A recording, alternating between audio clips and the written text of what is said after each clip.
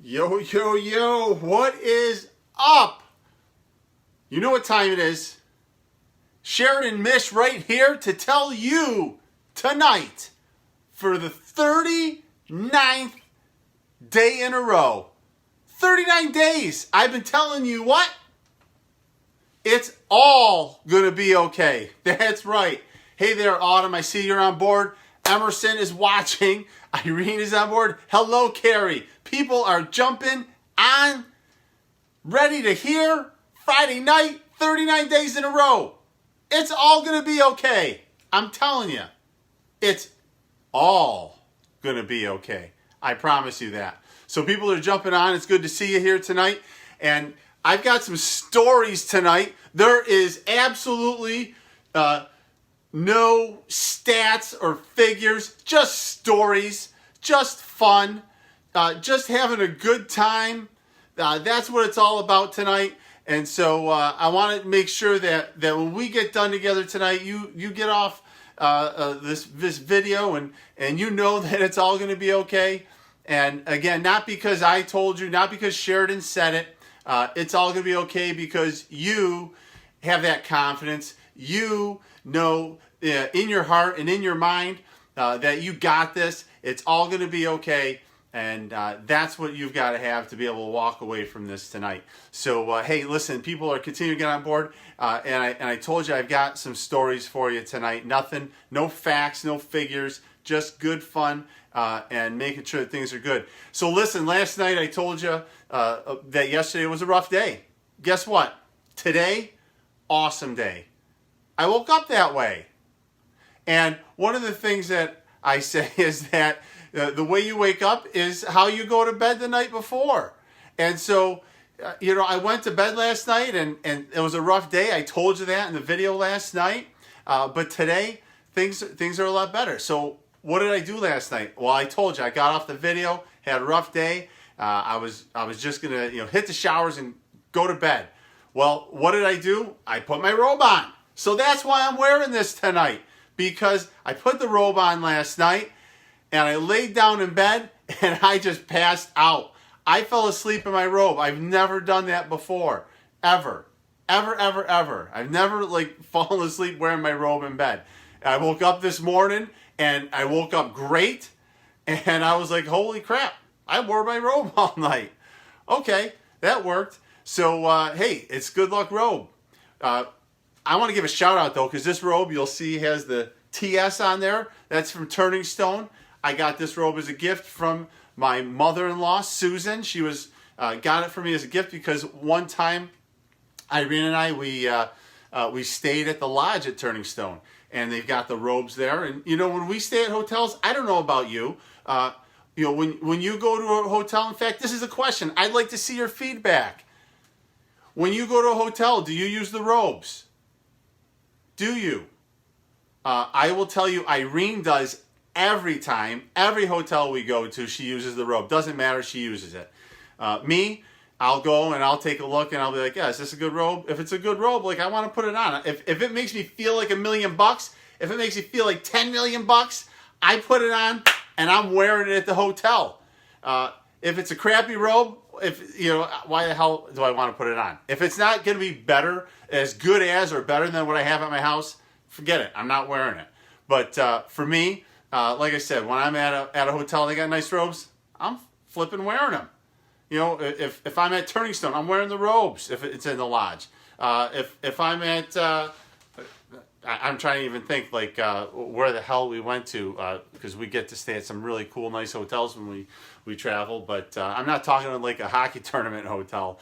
I'm talking about you go to a chiropractic conference or we're on vacation or somewhere is nice like that. Like a Ritz-Carlton. Like when we've stayed at the Ritz, yeah, I'm wearing the robe. Those robes are money.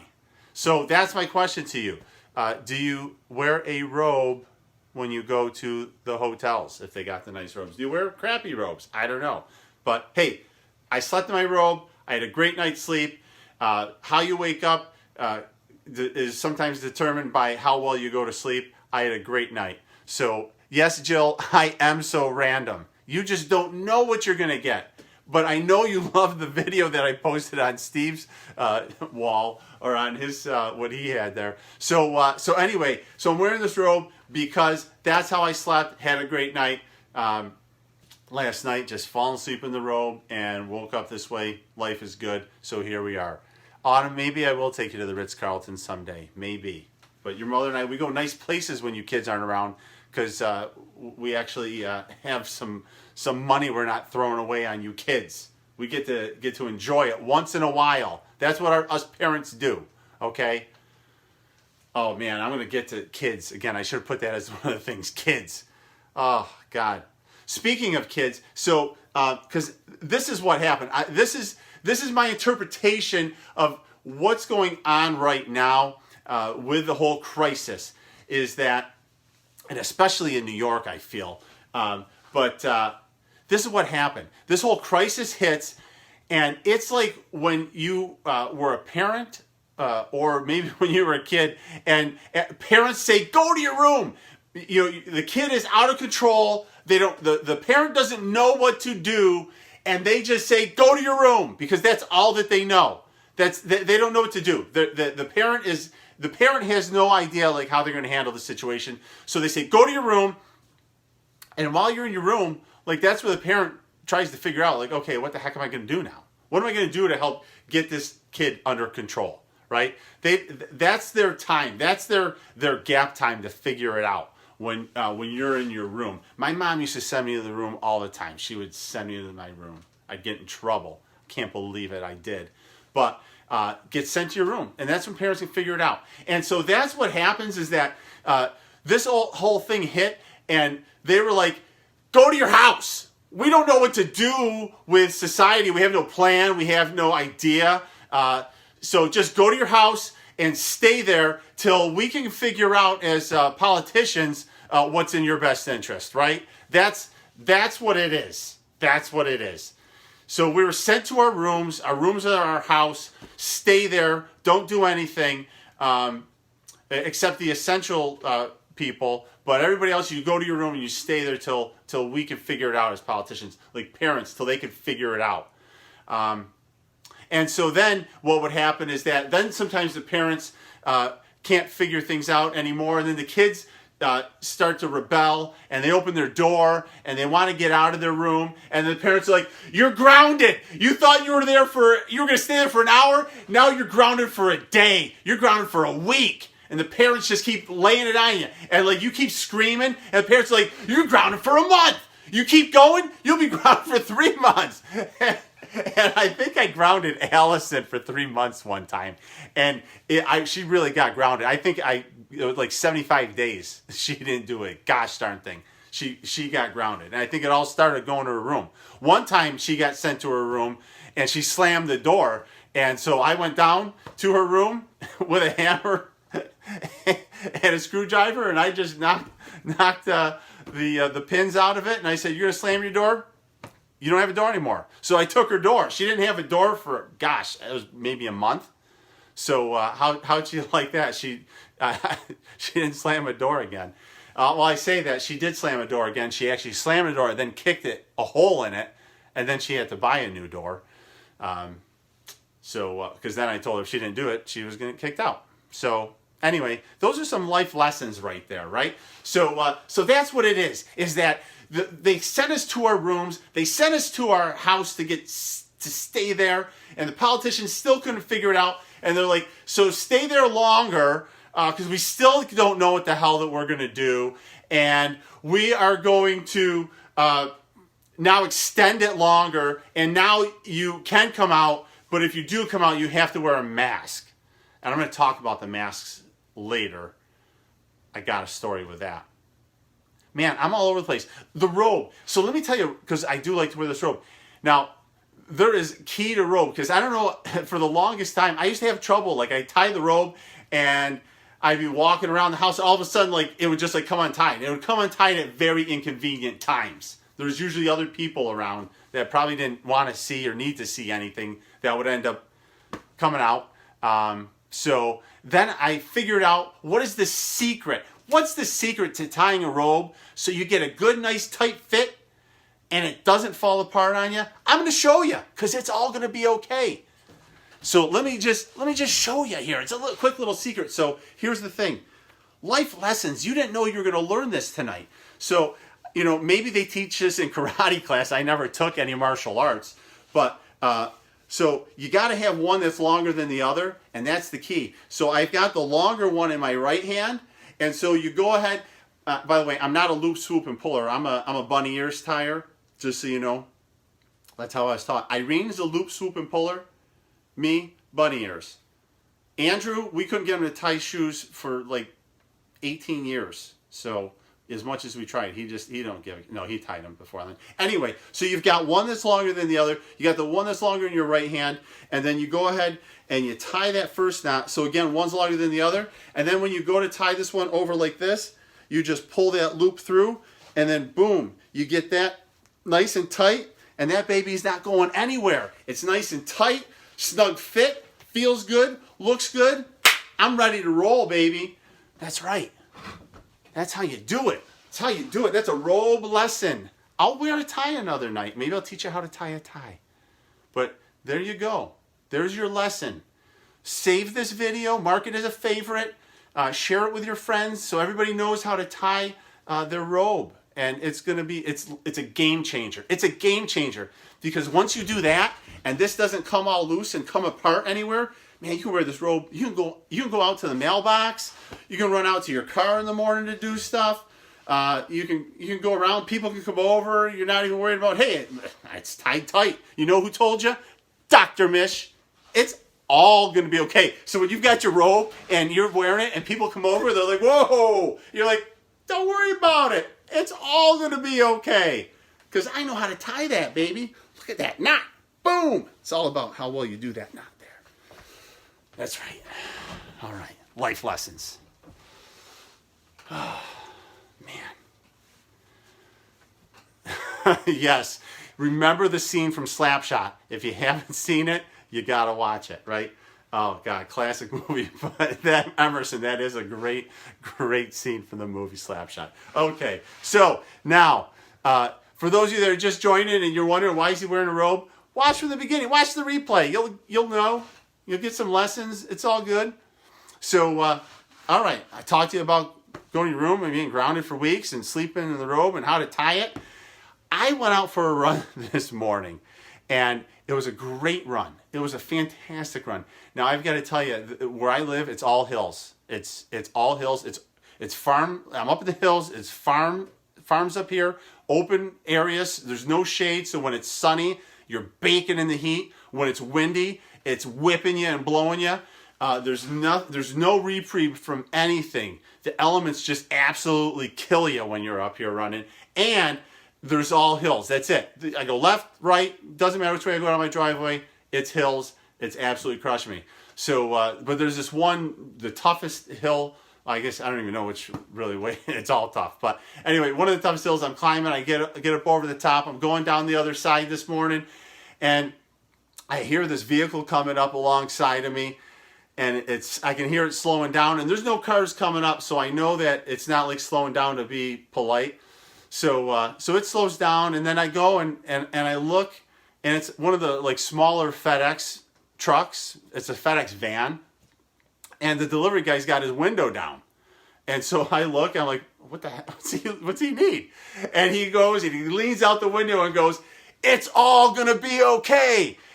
I'm telling you, and I'm just chugging along. It was awesome. I was about halfway through my run at that point. I think I was about what was I? Gosh, I think it was about 24 minutes into my run. It was a 50-minute run today. But yeah, I'm running.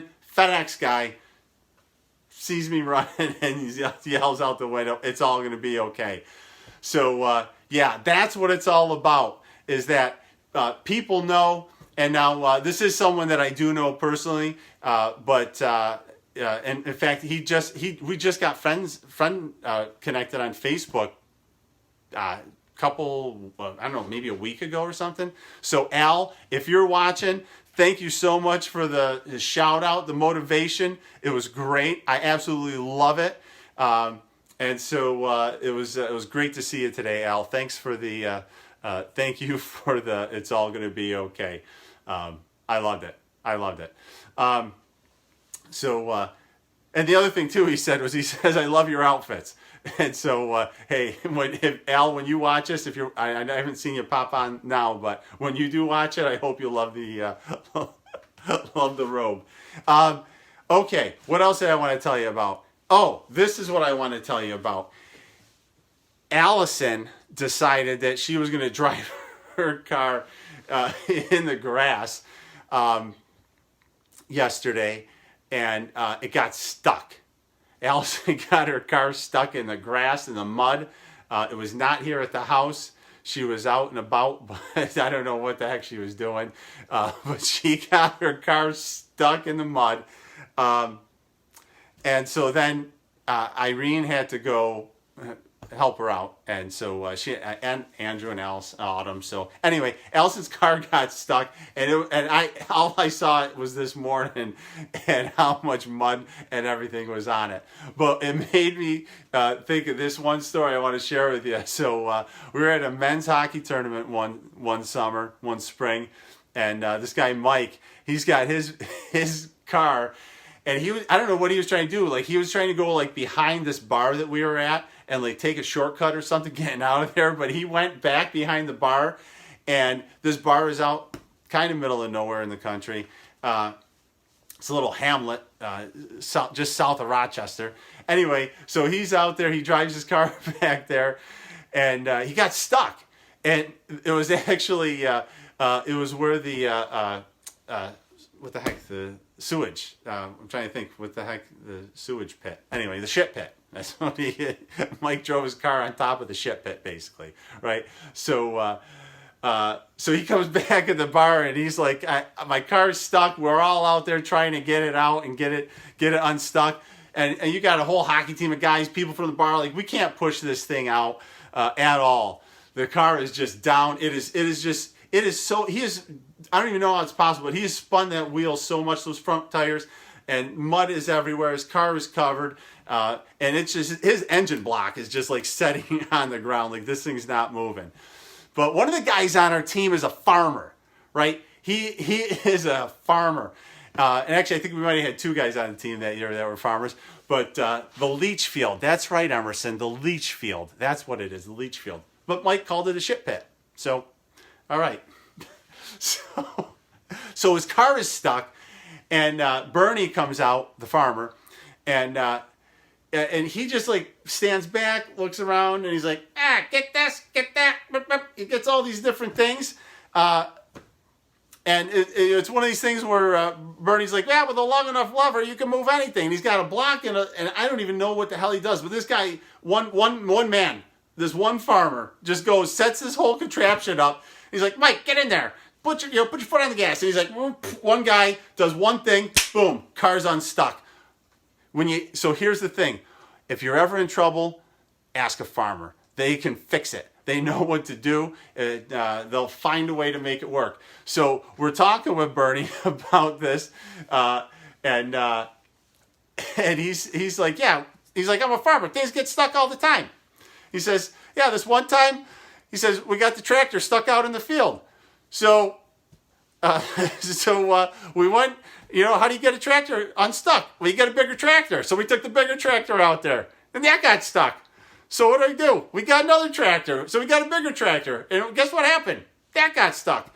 So we went and got the biggest tractor, and we pulled them all out with that. I mean, listen, that's just the farmer life, right? Is that you have problems. Nobody has an instruction manual. You figure out how to fix it. And so I just want to give a shout out to Mike for getting his car stuck, and for Bernie showing us how to fix it and get it unstuck. And then Allison, thank God, we had AAA, and because we're not farmers, and we weren't calling a farmer at that time, although we could have. We called AAA, and they came and towed it out. So it was all good.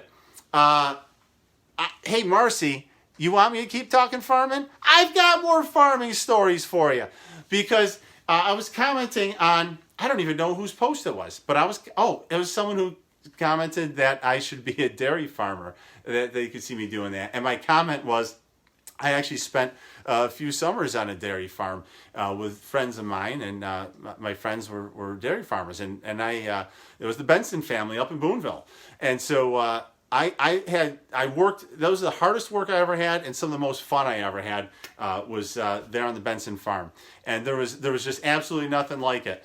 But what was funny is someone was actually also talking about mowing hay, which then made me think, hey, you don't mow hay. You mow grass. You mow alfalfa. You mow something, but you don't mow hay. Hay is what you make of it. It's like, do you put toast in a toaster? No. You put bread in the toaster and you get toast. You mow grass and you get hay. But it's not that simple either, because it's not just you mow it and you leave it. So they mow it and they leave it out there and it dries. And if it's early in the year or late in the year, you got to actually go out, and it's called tedding, because you got to flip it, because it's got to dry. So that grass has to dry, so you got to go tedding, and you got to flip it all, and then it dries, and then you can rake it. You'll see the farmers going with the rakes, and they rake it into these piles, and then you go out and you make hay. You got the hay baler, and you're going around, and that was some fun times, because someone's driving the tractor, and then it sucked to actually be back in the hay wagon, because the if you've ever seen or been a part of it, if you haven't, you got to watch. But the hay baler's baling the hay, and it's going along, you're chugging along, all of a sudden you got to keep your head on a swivel, because that thing will just all of a sudden just shoot it. Boom! It comes flying out of the hay baler, and it's coming at you into the hay wagon.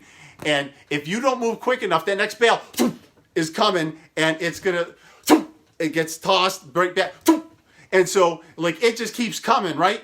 And if you're not moving and stacking that hay, you're going to get nailed, which is the whole phrase of, if you've ever heard of a haymaker, when you get clocked by a haymaker, I've gotten it, all right? I've been hit with a bale of hay flying through the air. I think anybody who's done any work on a farm has gotten hit with a haymaker, and that's why it's the knockout punch, because that will just floor you. And then this leads to this, because we had this discussion. It was a brief, short discussion here at the house, but Allison was talking about mowing on something, eating something, right? And but then it was like, okay, mow or mow. Well, because that's what happens is you mow the grass to make the hay, but then you put the hay in the hay mow, because the hay mow is what's in the top part of the barn. The hay mow. You mow hay, you mow grass, you get hay, and the hay goes in the mow. I don't understand it. It's farmer speak. It's a whole other level. But I can't argue with a farmer, because they know what they're doing. It's amazing. So anyway, there's a quick little lesson in more farming stories. I could tell you stories for days. I'll just keep talking. This is my last point of the night, though, because it's all going to be okay. I want to tell you about bullies. Bullies. Because in fact, you don't really hear much about bullies these days. Oh, I'm going to pull up close to this one. I'm going to take a swig of water. I'm keeping it clean right now. I drink with my pinky up. Irene makes fun of me. I'll take my tea and I'll drink my tea with my pinky up.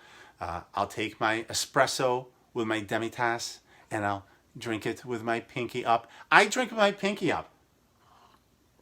I don't care. I don't care what you think. I do it because it's what I want.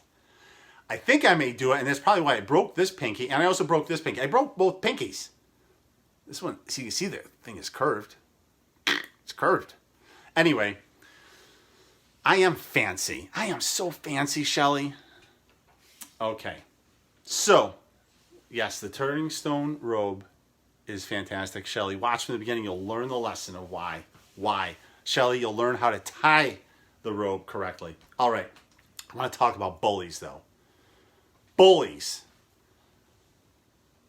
So, everybody's talking about bullies. They used to talk about bullies, but here's the real bully situation, is everybody's bullying people about these stupid masks.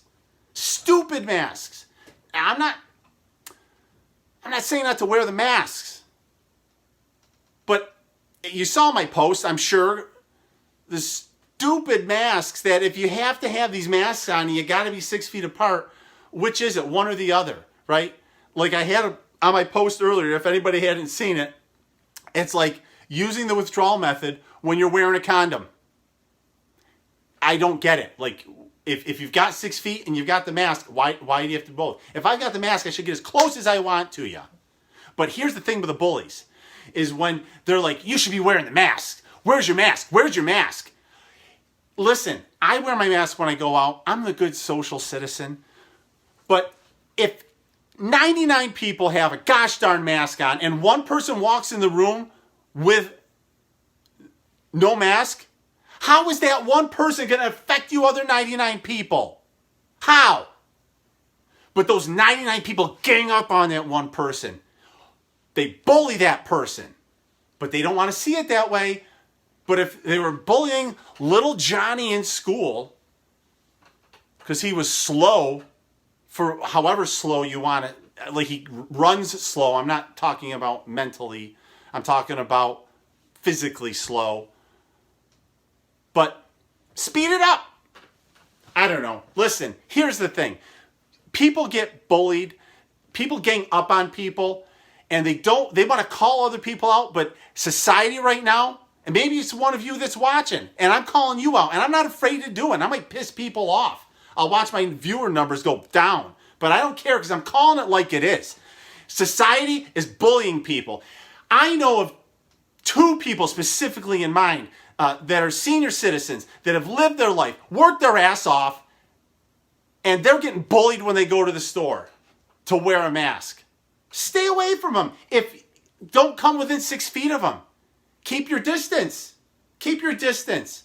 Wear your mask and keep your distance. How is that one person going to hurt you? If they are healthy, how are they going to hurt you? If they're sick and you're wearing your mask and you're 6 feet away, how are they going to hurt you? Go the other way. Spread out. Be responsible. Be responsible for yourself if you've got a problem with it. But don't bully these people. Don't bully them. If they don't want to wear their mask, that's their prerogative. We're in a free society. You're forgetting about that as we're all just falling in line with what we're supposed to do. That this is a free society. It's a free society. So, that being said, think about it before you bully someone, or think about it before you watch someone else get bullied. Maybe stand up for that person. Stand up for that person. Because that's what I'm going to do. Bully's a bully. And it doesn't matter whether it's in school, it doesn't matter if it's at work, it doesn't matter if it's someone in the grocery store getting bullied. It's unacceptable. And as I say, it's all going to be okay if you take action. So stand up for someone that's getting bullied, or check yourself before you start calling people out. That's my message for tonight. It's a challenge because sometimes it's hitting us in right here. It's hitting us right here. It's all going to be okay. So if somebody doesn't want to wear a mask, let's support them. It's all going to be okay. Because who are they hurting? I've got my N95 when I'm out. You can have COVID and cough in my face. Guess what? Mask. Gotcha. Caught it. I love you. I thank you for sticking around, watching this video. Stand up for each other. We're a community. We're a state. We're a nation. I love you. And I'll be back tomorrow to tell you it's all going to be okay.